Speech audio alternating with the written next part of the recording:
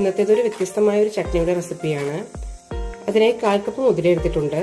ഉപ്പേരിക്ക് വറക്കുന്നത് പോലെ വറക്കേണ്ട ആവശ്യമില്ല.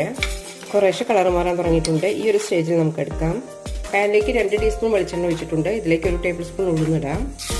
ഉഴുന്ന് ചെറുതായി ഒന്ന് ചുവന്ന് കിട്ടണം. 3 വെളുത്തുള്ളി അല്ലി, എരിവിനനുസരിച്ച് ചുവന്നമുളക് ഇടാം.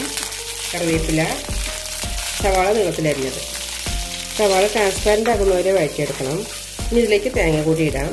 1/4 കപ്പ് തേങ്ങ എടുത്തിരിക്കുന്നത്. തേങ്ങയിട്ട ശേഷം നന്നായി വഴറ്റൊന്നും വേണ്ട, ഒന്ന് ചൂടായാലും മതി. മുതിര നന്നായി തണുത്തിട്ടുണ്ട്. ആദ്യം ഇത് പൊടിച്ചെടുക്കാം.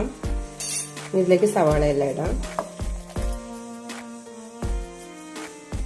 ചട്നിക്ക് ആവശ്യമുള്ള ഉപ്പ് കൂടി ഇടാം. 1/4 കപ്പ് വെള്ളം ഒഴിക്കുന്നുണ്ട്. തിളപ്പിച്ചാറിയ വെള്ളമാണ് ഒഴിക്കുന്നത്. ഒരു ബൗളിലേക്ക് മാറ്റാം. കടുകും കറിവേപ്പിലയിട്ടാണ് തളിച്ചിരിക്കുന്നത്. മുതിര ചട്നി റെഡി ആയിട്ടുണ്ട്. എല്ലാവരും ഒന്ന് ട്രൈ ചെയ്ത് നോക്കൂ. ഇഡലിയുടെ കൂടെ നല്ലൊരു കോമ്പിനേഷനാണ് ഈ ചട്നി.